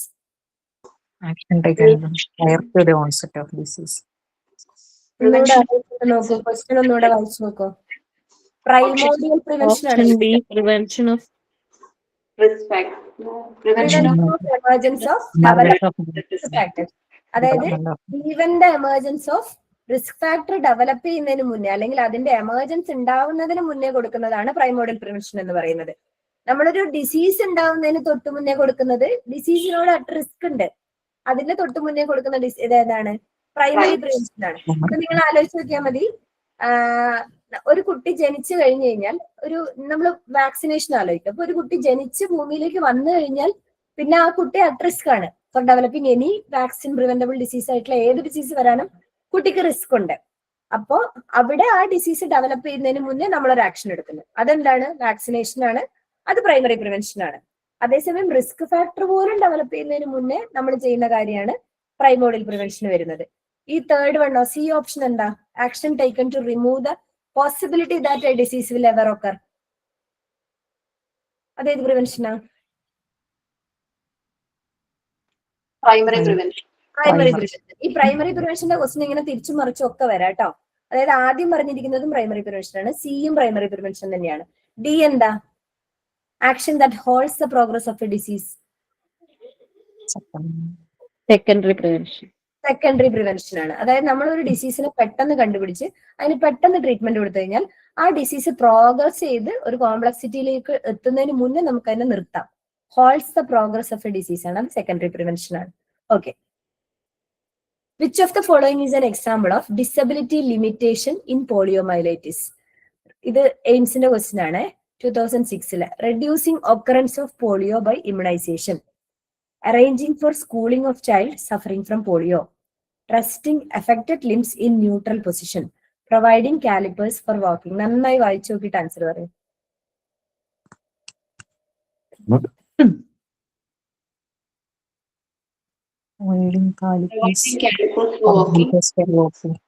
നന്നായിട്ട് ഒന്നും കൂടെ വായിച്ചു നോക്കിയിട്ട് answer പറയണം കേട്ടോ. ഇതിൽ question എന്താ? ഇതിൽ ഏതാണ് ടേഴ്ഷ്യറി പ്രിവെൻഷൻ? നല്ല ക്വസ്റ്റ്യൻ. ഡിസബിലിറ്റി ലിമിറ്റേഷൻ എന്താന്നാ ക്വസ്റ്റ്യൻ. ഈ പറഞ്ഞിരിക്കുന്ന 3 ടേഴ്ഷ്യറി പ്രിവെൻഷൻ തന്നെയാണ് ഇതിൽ കൊടുത്തിരിക്കുന്ന options. Arranging for schooling of child suffering. Disability limitation എന്നൊരു വേർഡ് കൊടുത്തിട്ടുണ്ട്. ഏതാണ്? പ്രൊവൈഡിങ് കാലിപ്പേഴ്സ് അല്ലേ? Providing calipers. കാലിപ്പേഴ്സ് പ്രൊവൈഡ് ചെയ്ത് കഴിഞ്ഞാൽ ഒരാളുടെ ഡിസബിലിറ്റി ലിമിറ്റ് ചെയ്യാൻ പറ്റുമോ? Resting affected limbs in neutral position. നോക്കൂ, നേരത്തെ ഞാൻ ഇത്രയും നേരം പറഞ്ഞുകൊണ്ടിരുന്ന ക്വസ്റ്റ്യൻസ് ഇല്ലേ, ആ ലെവലിലുള്ള ക്വസ്റ്റ്യൻ ഒക്കെ നിങ്ങൾക്ക് ഭാഗ്യം ഉണ്ടെങ്കിലേ വരുള്ളൂ. പക്ഷെ വരാൻ സാധ്യതയുള്ളത് ഇതുപോലത്തെ ക്വസ്റ്റ്യൻ ആയിരിക്കും.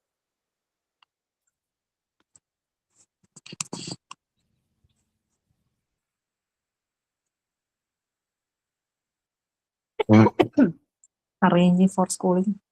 ഏതാ? Arranging for schooling of a child. ഒരു കാര്യം ചെയ്യാം, ഞാൻ ഇതിനകത്തുള്ള ഓരോ ഓപ്ഷൻസും എക്സ്പ്ലെയിൻ ചെയ്യാം. അത് കഴിഞ്ഞിട്ട് നിങ്ങൾക്ക് ആൻസർ കിട്ടുമെന്നൊന്നും കൂടെ നോക്കാം. Okay. Reducing the occurrence of polio by immunization. അതേതാണ് വരിക? അത് ടെർഷ്യറി പ്രിവെൻഷൻ അല്ല, പ്രൈമറി പ്രിവെൻഷൻ. പ്രൈമറി പ്രിവെൻഷൻ ആണ്. ഇമ്മ്യൂണൈസേഷൻ ആണ്, സ്പെസിഫിക് പ്രൊട്ടക്ഷൻ ആണ്. Arranging for schooling of child suffering from polio, Tertiary. അത് ടെർഷ്യറി ആണ്. അതിൽ ഏതാണ്? ബാക്കി മൂന്നും ടെർഷ്യറിയാ. ബി, സിയും ഡിയും ടെർഷ്യറിയാ. ബാക്കി മൂന്ന് ഓപ്ഷനും ടെർഷ്യറിയാണ്. ടെർഷ്യറിക്ക് അകത്ത് എന്തൊക്കെ വരും? Disability limitation, Rehabilitation. ഇത് റീഹാബിലിറ്റേഷൻ ആണ് അല്ലെ? Arranging for schooling of child suffering from polio ഏത് റീഹാബിലിറ്റേഷനാ? നമുക്ക് വൊക്കേഷണൽ റീഹാബിലിറ്റേഷൻ പറയാം. കാരണം പഠിപ്പിച്ചിട്ട് ഒരു ജോലി, എന്തെങ്കിലും ഒരു ജോലി ആക്കാൻ പറ്റാം. അപ്പൊ അതൊരു വൊക്കേഷണൽ റീഹാബിലിറ്റേഷൻ ആണ്. ഓക്കെ. അപ്പൊ അത് ടെർഷ്യറി പ്രിവെൻഷൻ ആണ്, പക്ഷെ റീഹാബിലിറ്റേഷൻ ആണ്. അടുത്ത എന്താണ്? Resting affected limbs in neutral position. അതായത് പോളിയോ വന്നത് കാരണം പാരലൈസ്ഡ് ആയി പോയ ലിംബുണ്ട് കുട്ടിക്ക്. ഓക്കെ. അപ്പൊ ആ ലിംബിനെ നമ്മൾ കറക്റ്റ് ആയിട്ടുള്ള ന്യൂട്രൽ പൊസിഷനിൽ വെച്ചു കൊടുക്കണം. ഇപ്പൊ നിങ്ങൾ സ്ട്രോക്ക് ഒക്കെ വന്ന പേഷ്യന്റിനെ ആലോചിച്ച് നോക്കും. നമ്മൾ സാധാരണ സ്ട്രോക്ക് ഒക്കെ വന്ന് പാരലൈസ്ഡ് ആയി പോയ പേഷ്യന്റിന് ഫ്ലാറ്റ് ഫുഡ് ഡ്രോപ്പ് വരാതിരിക്കാൻ വേണ്ടി നമ്മൾ സാധനങ്ങൾ വെച്ചു കൊടുക്കില്ലേ? ന്യൂട്രൽ പൊസിഷനിൽ വെക്കില്ലേ ഫുഡ് ഡ്രോപ്പ് വരാതിരിക്കാനൊക്കെ? അപ്പൊ അങ്ങനെയാണ് ഈ കുട്ടിക്ക് വെച്ചു കൊടുക്കുന്നത്. അപ്പൊ അത് അങ്ങനെ വെച്ചു കൊടുക്കുന്നത് എന്തിനായിരിക്കും? ആ പാരലൈസ്ഡ് ആയിട്ടുള്ള ലിംബ് ഓവർ സ്ട്രെച്ച്ഡ് ആയി കഴിഞ്ഞാൽ കൂടുതൽ ഡിസബിലിറ്റിയിലേക്ക് കുട്ടി പോകും അല്ലെ? അല്ലെ? അപ്പൊ അതെന്താണ്? ഡിസബിലിറ്റി ലിമിറ്റ് ചെയ്യാനാണ് നമ്മൾ നോക്കുന്നത്. ഓൾറെഡി അതിന് കുറച്ച് ബുദ്ധിമുട്ടുകൾ വന്നു. ഇനി കൂടുതൽ ഡിസബിലിറ്റി വരാതെ അതൊന്ന് ലിമിറ്റ് ചെയ്യാൻ നോക്കുന്നതാണ്. അപ്പൊ അത് ഡിസബിലിറ്റി ലിമിറ്റേഷൻ ആണ്. ശരിയല്ലേ? അടുത്ത എന്താണ്? Providing calipers for walking. ഏതാണ്? അതും ടെർഷ്യറി പ്രിവെൻഷൻ തന്നെയാണ്. അതൊരു റീഹാബിലിറ്റേഷൻ ആണ്. കുറച്ചും കൂടി നടക്കാനുള്ള ഫങ്ഷണൽ റീഹാബിലിറ്റേഷൻ പ്രൊവൈഡ് ചെയ്യുന്നതാണ്. കാലിപ്പേഴ്സ് പ്രൊവൈഡ് ചെയ്ത് കഴിഞ്ഞാൽ കുട്ടിക്ക് നടക്കാൻ പറ്റുമോ നോക്കുന്നതാണ്. ഓക്കെ. അപ്പൊ ഈ പറഞ്ഞിരിക്കുന്നതിൽ കണ്ടോ, 3 എണ്ണവും തന്നിരിക്കുന്നത് ടെർഷ്യറി. ഇതുപോലത്തെ ഡിസ്ട്രാക്ടേഴ്സ് ആണ് നിങ്ങൾ പ്രതീക്ഷിക്കേണ്ടത്. അപ്പൊ അത് കറക്റ്റ് ആയിട്ട് കോൺസെപ്റ്റ് മനസ്സിലാക്കിയ ഒരാൾക്ക് മാത്രമേ ഇങ്ങനത്തെ ക്വസ്റ്റ്യൻ വരുമ്പോൾ ഒരു കാരണവശാലും ചാടിക്കറി ആൻസർ ചെയ്യരുത്. ആലോചിച്ച് 2 വട്ടം 3 വട്ടം ആലോചിച്ചിട്ട് ആൻസർ ചെയ്യാം. ഓരോന്നിനെയും തിരിച്ചു മറിച്ചുവിട്ട് ആലോചിച്ച് നോക്കുക. അതാണോ ഇതാണോ എന്ന് ആലോചിക്കുക. ക്വസ്റ്റ്യനും അതുപോലെ നല്ലപോലെ വായിക്കണം. ഈ ക്വസ്റ്റ്യൻ ആദ്യം വായിക്കുമ്പോൾ നമുക്ക് വായിക്കുന്ന സമയത്ത് ഇത് ടെർഷ്യറി പ്രിവെൻഷൻ എന്നൊരു കോൺസെപ്റ്റ് മനസ്സിൽ കയറും. എന്നിട്ട് ആദ്യം കാണുന്ന ടെർഷ്യറി പ്രിവെൻഷൻ ചിലപ്പോൾ പോയി കുത്തും. അപ്പോഴും അത് തെറ്റും. ഓക്കെ. അപ്പൊ ആലോചിച്ചിട്ട് ആൻസർ ചെയ്യാം കേട്ടോ. അടുത്ത question. A girl of 8-year-old is receiving vaccination against human papilloma virus. ഇതേതാ? Primary prevention. വാക്സിനേഷൻ കണ്ടാലും സീറോ പ്രൊഫൈലാക്സിസ് കണ്ടാലും കീമോ പ്രൊഫൈലാക്സിസ് കണ്ടാലും നിങ്ങൾക്ക് ധൈര്യമായിട്ട് പ്രൈമറി പ്രിവെൻഷൻ കുത്താം. ഓക്കെ. അടുത്തത് including Zumba dance in school curriculum. Primordial. Primordial prevention ആണ്. Primordial ആണ്. Before the emergence of risk factor നമ്മൾ കുട്ടികളിൽ ലൈഫ് സ്റ്റൈലിൽ മോഡിഫൈ ചെയ്യാണ്. ഓക്കെ. ടീച്ചിങ് ബ്രസ്റ്റ് എന്താണ്? എന്താണ്? ഡൗട്ട് ഉണ്ടോ? ഡൗട്ട് ഉണ്ടോ?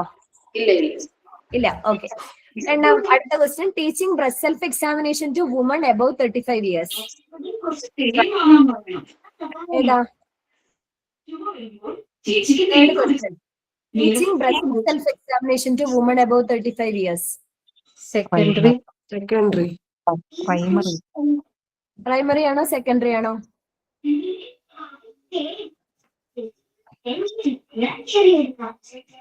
ഏതാണ്?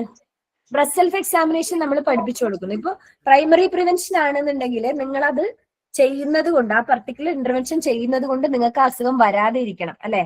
നിങ്ങൾ ബ്രസ്റ്റ് സെൽഫ് എക്സാമിനേഷൻ ചെയ്തു എന്ന് വെച്ചാൽ നിങ്ങൾക്ക് സിയ ബ്രസ്റ്റ് വരാതിരിക്കോ? ഇല്ല. അത് നേരത്തെ കണ്ടുപിടിക്കാനേ പറ്റുള്ളൂ. ശരിയല്ലേ? റെഗുലർ ആയിട്ട് ബ്രസ്റ്റ് സെൽഫ് എക്സാമിനേഷൻ ചെയ്യുന്ന ഒരാൾക്ക് ബ്രസ്റ്റ് ക്യാൻസർ വരൂല എന്നോ മറ്റോ ഉണ്ടോ? ഇല്ല. വരുന്നത് നമുക്ക് നേരത്തെ കണ്ടുപിടിക്കാന്ന് മാത്രമേ ഉള്ളൂ. അപ്പൊ അതെന്താണ്? ഏർലി ഡിറ്റക്ഷൻ ആണ്, അല്ലെ? ശരിയല്ലേ പറഞ്ഞത്? സെക്കൻഡറി. അപ്പൊ അതൊരു സെക്കൻഡറി പ്രിവെൻഷൻ ആണ്. സെയിം, ഒരു മിനിറ്റ്.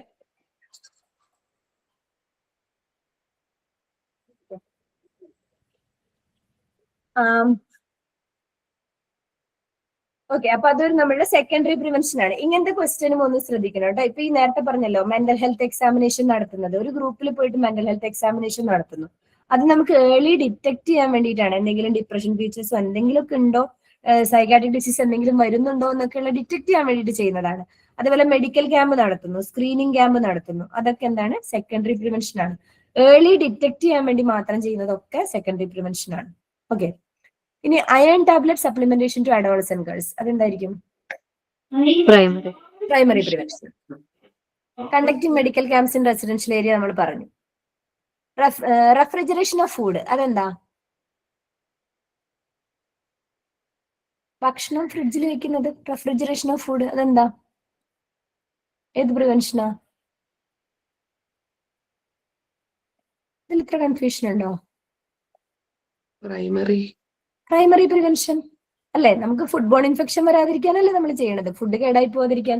കേടായ ഫുഡ് കഴിച്ചാൽ അസുഖം വരും, അല്ലെ? അതൊരു ഹെൽത്ത് പ്രൊമോഷൻ ആണ്. Providing artificial limb to a patient who has undergone amputation. Tertiary. Okay. Implementation of dry day in a community. Dry day അറിയില്ലേ? നമ്മള് മോസ്കിറ്റോ വെക്ടർ കൺട്രോൾ മെഷർ ആയിട്ട് പ്രൈമോഡിയം. പ്രൈമോഡിയലാണ്. നാട്ടിൽ എല്ലായിടത്തും കൊതുക് ഉള്ളത് കൊണ്ടല്ലേ നമ്മൾ ഡ്രൈ ഡേ ചെയ്യേണ്ടി വരുന്നത്. അപ്പൊ അത് പ്രൈമോഡിയൽ അല്ലല്ലോ, അവിടെ ഓൾറെഡി ഉണ്ട്. സ്ക്രീൻ വിസിബിൾ അല്ല. ഏതാ? നമ്മൾ ഡ്രൈ ഡേ ചെയ്യുന്നത് എന്തുകൊണ്ടാണ്? നമുക്ക് ഇത്രയും വെക്ടേഴ്സ് നമ്മുടെ അറൌണ്ട് മോസ്കിറ്റോസ് ഇത്രയും ഉള്ളത് കൊണ്ടാണ്, മോസ്കിറ്റോ ബ്രീഡിംഗ് പ്ലേസസ് ഉള്ളത് കൊണ്ടാണ്. അപ്പൊ നമുക്ക് ഓൾറെഡി അവിടെ റിസ്ക് ഫാക്ടർ ഉണ്ട്. റിസ്ക് ഫാക്ടർ ഉള്ള സ്ഥലത്ത് നമ്മൾ അസുഖം വരാതിരിക്കാൻ പ്രിവെൻഷൻ എടുക്കുക മാത്രമേ ചെയ്യുന്നത്. അപ്പൊ അതെന്താ? പ്രൈമറി. പ്രൈമറി പ്രിവെൻഷൻ ആണ്. കൺഫ്യൂഷൻ ഇല്ലല്ലോ? ഇതിൽ ഏതെങ്കിലും റിപ്പീറ്റ് പറയണോ? വേണ്ടല്ലോ. മാം സ്ക്രീൻ വിസിബിൾ അല്ല മാം. സ്ക്രീൻ വിസിബിൾ അല്ലേ? സ്ക്രീൻ വിസിബിൾ അല്ല. ഇപ്പൊ കാണാം. ഈ സ്ക്രീൻ കാണാൻ പറ്റുന്നില്ല? ഇപ്പൊ കാണാം. കാണാൻ പറ്റുന്നുണ്ടോ? ഇപ്പൊ കാണുന്നുണ്ട്. ശരി, ഓക്കെ. ഇത് ഈ പറഞ്ഞതില് ഒരു ക്വസ്റ്റ്യനും റിപ്പീറ്റ് പറയണ്ടല്ലോ? എക്സ്പ്ലെയിൻ ചെയ്യണോ ഏതെങ്കിലും? ഒന്ന് റെസ്പോണ്ട് ചെയ്യോ? ഏതെങ്കിലും ഞാൻ റിപ്പീറ്റ് പറയണോ? ഏതെങ്കിലും ഒരെണ്ണം? വേണ്ട. ഓക്കെ.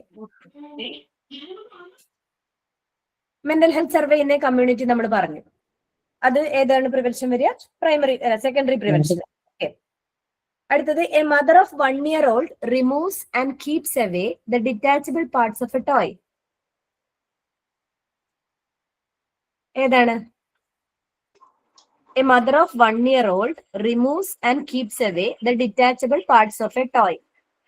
പ്രൈമറിയാണ്. പ്രൈമറി പ്രിവെൻഷൻ ആണ്. ആക്സിഡന്റ് സംഭവിക്കാതിരിക്കാൻ വേണ്ടി നമ്മൾ പ്രൈമറി പ്രിവെൻഷൻ ചെയ്യുന്നതാണ്. Administration of IDRV to A person with dog bite. Primary ആണ്. Putting a burned hand under running water. കൈപ്പൊള്ളിയപ്പോ നമ്മൾ വെള്ളത്തിന്റെ അടിയിൽ കാണിക്കുന്നു. സെക്കൻഡറി. ഏതാ? സെക്കൻഡറി. കാരണം നിങ്ങൾ വെള്ളത്തിനടിയിൽ കാണിച്ചില്ലെങ്കിൽ ആ ബേൺസ് പിന്നെ first degree burn, second degree ആവും, തേർഡ് ഡിഗ്രി ആവും, കോംപ്ലക്സിറ്റീസിലോട്ട് പോകും. അപ്പൊ അത് ഏർലി ട്രീറ്റ്മെന്റ് ആണ്, അല്ലെ? അപ്പൊ അത് secondary prevention. Administration of sero prophylaxis in a patient with 2 days old wound.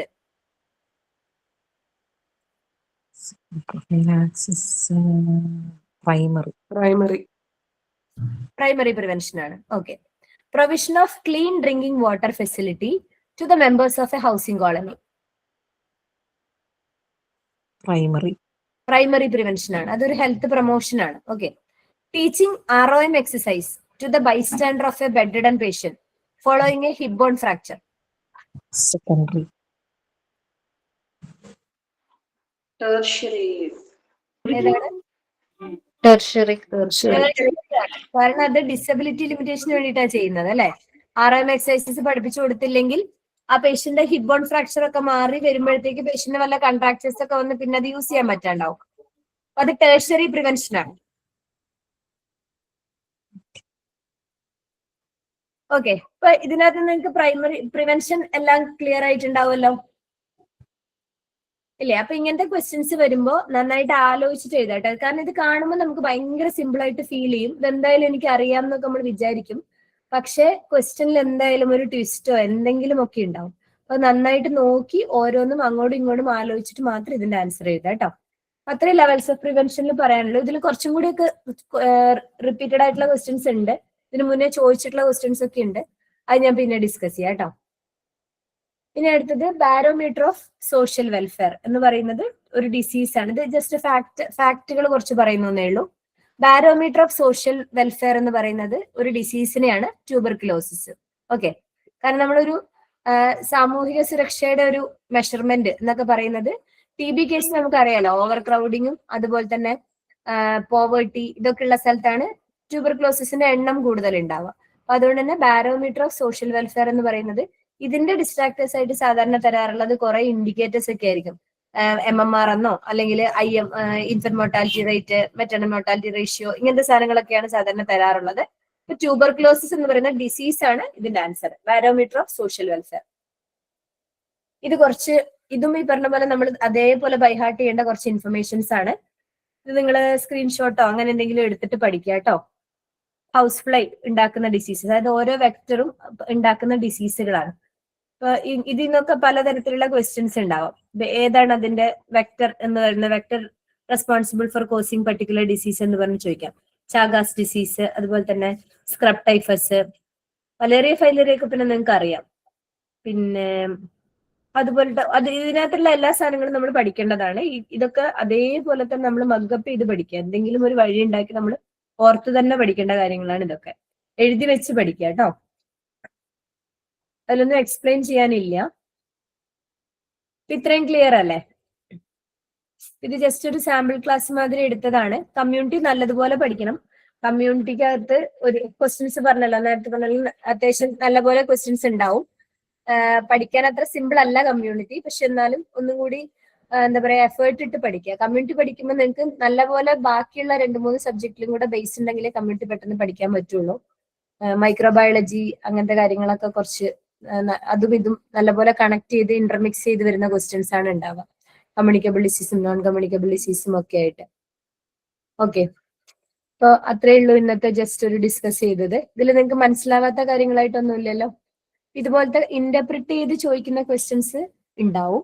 അതേപോലെ തന്നെ ഡയറക്റ്റ് ആയിട്ട് സ്ട്രെയിറ്റ് അവേ ക്വസ്റ്റ്യൻസ്, ഇതുപോലത്തെ ഫാക്ട്സ് ചോദിക്കുന്ന ക്വസ്റ്റ്യൻസും ഉണ്ടാവും കേട്ടോ. അപ്പൊ അതും പഠിക്കണം, ഇങ്ങനത്തെ കാര്യങ്ങളും പഠിക്കണം. ഇതിൽ നിങ്ങൾക്ക് ഓർത്ത് വെക്കാൻ ബുദ്ധിമുട്ടുള്ള കാര്യങ്ങൾ ഉണ്ടാവുമല്ലോ, ചിലതിന്റെയൊക്കെ പേരുകള്, അതുപോലെ തന്നെ ഈ എപ്പിഡമിയോളജിസ്റ്റിന്റെ ഒക്കെ പേര്, അങ്ങനത്തെ ഒക്കെ. അതൊക്കെ എന്തെങ്കിലും ഒരു സ്റ്റോറി പോലെയോ അല്ലെങ്കിൽ അതുമായിട്ട് കണക്ട് ചെയ്തോ എന്തെങ്കിലും ഒരു മെമ്മറി കോഡൊക്കെ ഉണ്ടാക്കിയിട്ട് പഠിക്കുക. അത് അങ്ങനത്തെ ഫാക്ച്വൽ ഇൻഫർമേഷൻസ് എല്ലാം എഴുതി വെക്കുക. എന്നിട്ട് അതിനകത്തുനിന്ന് എത്ര എണ്ണം ഒരു ദിവസം, അതായത് 3 എണ്ണം ഞാൻ ഇന്ന് പഠിക്കുന്നു, അപ്പൊ ആ 3 എണ്ണം ഉറങ്ങണതിന് മുന്നേ ഒന്ന് വെറുതെ ഇങ്ങനെ മനസ്സിൽ ഓർത്തോർത്ത് നിൽക്കുക. അങ്ങനെ ഒരു 2 ദിവസം കഴിയുമ്പോൾ അത് പിന്നെ ഉള്ളിൽ ഉറച്ചോളും. പിന്നെ അത് മറന്നു പോകാൻ സാധ്യതയില്ല. അപ്പൊ അങ്ങനെ ചെയ്യാം. ഓരോന്നിനും പർട്ടിക്കുലർലി ഡിഫറെന്റ് ബുക്കുകൾ തന്നെ വെക്കുക കേട്ടോ. ഓരോ ക്ലാസ്സുകൾ കേൾക്കുമ്പോൾ ഇപ്പൊ കമ്മ്യൂണിറ്റിയുടെ ബുക്ക് തന്നെ വെക്കുക. അതായത് മിക്സ് ചെയ്ത് നോട്ട് എഴുതരുത്. പല സബ്ജക്റ്റിന്റെ ക്ലാസ് കേൾക്കുമ്പോൾ മെഡ്സർജിന്റെ ക്ലാസ് ഉണ്ടാവും, റിസർച്ച്, അങ്ങനെ ഓരോന്നിന്റെയും ക്ലാസ് ഉണ്ടാവും. മിക്സപ്പ് ചെയ്ത് എഴുതരുത് നോട്ട് ഒരിക്കലും. ഓരോന്നിനും പർട്ടിക്കുലർ നോട്ടുകൾ തന്നെ വെച്ചിട്ട് പഠിക്കുക. അങ്ങനെ പ്രാക്ടീസ് ചെയ്ത് പോയാലാണ് നിങ്ങൾക്ക് റിവിഷൻ എളുപ്പമാവുള്ളൂ. അല്ലാന്നുണ്ടെങ്കിൽ നമുക്ക് പഠിക്കുന്ന കാര്യങ്ങൾ വീണ്ടും വീണ്ടും എടുത്ത് നോക്കുമ്പോൾ ഒരേ നോട്ടിൽ തന്നെ, ഇന്നിപ്പോ നിങ്ങളൊരു 3 ക്ലാസ് കേട്ടു എന്ന് വിചാരിക്കുക. ഈ കമ്മ്യൂണിറ്റി ക്ലാസ് കേട്ടു, അതേപോലെ തന്നെ അതിന്റെ കൂടെ നിങ്ങളൊരു മെഡ്സർജിന്റെ ക്ലാസ് കേട്ടു, വേറെ ഒരെണ്ണം റിസർച്ചിന്റെ ക്ലാസ്സും കേട്ടു. ഇത് 3ഉം കൂടി ഒരു ബുക്കിൽ എഴുതി കഴിഞ്ഞാൽ റിവിഷൻ ഒരു സുഖം ഉണ്ടാവില്ല, നിങ്ങൾക്ക് ഓർത്ത് വെക്കാനും പറ്റില്ല. അതുകൊണ്ട് എല്ലാത്തിനും പർട്ടിക്കുലർ ഡിഫറെന്റ് ആയിട്ടുള്ള നോട്ട് ബുക്കുകൾ തന്നെ വാങ്ങിക്കാം. ഒരു ഡസൻ നോട്ട് ബുക്കൊക്കെ ആദ്യം വാങ്ങിക്കുക. ഒരു 12 കോളേജ് സൈസ് നോട്ട് ബുക്കൊക്കെ വാങ്ങിക്കുക.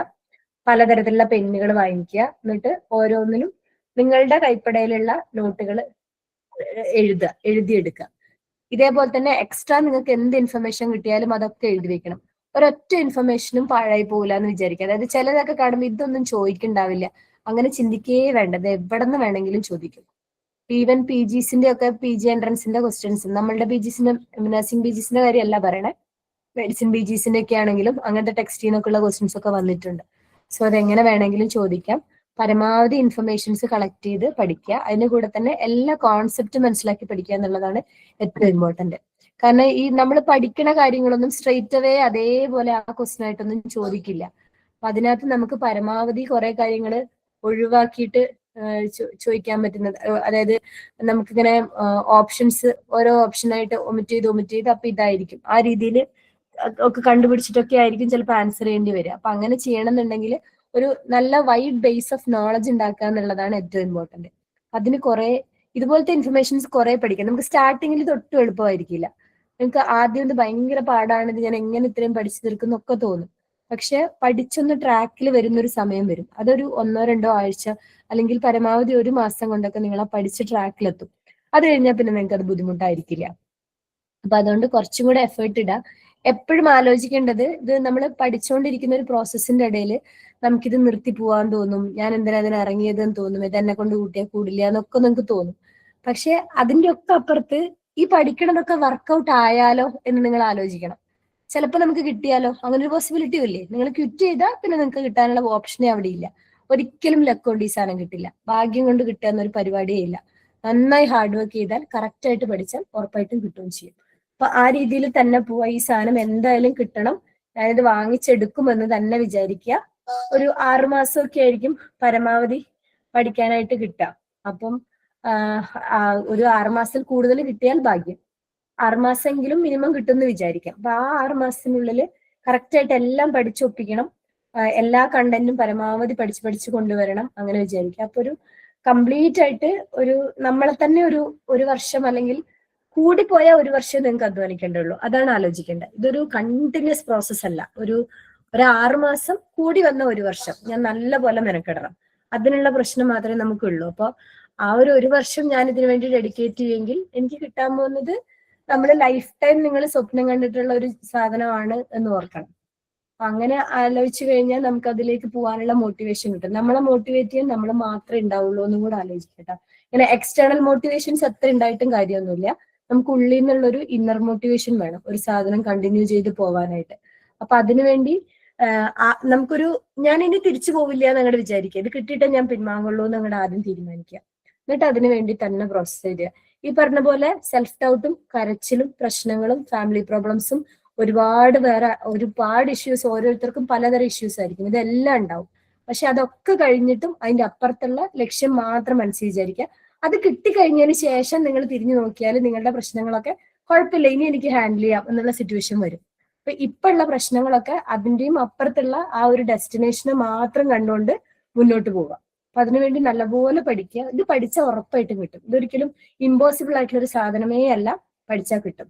ആ ഒരു ഇതിൽ നന്നായിട്ട് കറക്റ്റ് ആയിട്ട് പഠിക്കാനുള്ള ഒരു ഇതിലേക്ക് എത്തുക കേട്ടോ. ഒരു 1 മന്ത് കഴിഞ്ഞ് നിങ്ങൾ തന്നെ ആലോചിക്കുന്നു വലിയ പ്രശ്നമില്ല, എനിക്ക് പഠിച്ചാൽ കിട്ടുമെന്ന് നിങ്ങൾക്ക് തോന്നും. ഇപ്പൊ തോന്നുന്നില്ലെങ്കിൽ, ഇപ്പൊ ചിലപ്പോൾ ഞാൻ 0-ലാണ് നിൽക്കുന്നത്, ഇവിടുന്ന് ഞാൻ എങ്ങനെ പഠിച്ച് മുന്നോട്ട് പോകുന്നൊക്കെ നിങ്ങൾക്ക് തോന്നുന്നുണ്ടാവും. പക്ഷെ അതും പഠിച്ചുണ്ടാക്കാൻ പറ്റും. ഒരുപാട് വർഷം സർവീസിൽ നിന്നതിന് ശേഷം പിന്നെ പഠിച്ച് പരീക്ഷ എഴുതി കിട്ടുന്ന ആൾക്കാർ ഒരുപാട് പേരുണ്ട്. ഓക്കെ, അപ്പൊ അതുകൊണ്ട് നമ്മൾ പക്ഷെ ആലോചിക്കേണ്ടത് നമ്മൾ അത്ര എഫേർട്ട് ഇട്ട് പഠിക്കണം, എന്നാൽ മാത്രമേ നമ്മൾ ഓടി മുന്നിൽ എത്തുള്ളൂ എന്നുള്ള കാര്യം കൂടെ ഓർത്ത് പഠിച്ചെടുക്കുക കേട്ടോ. അപ്പൊ okay, bye. Thank you madam. Thank you, madam.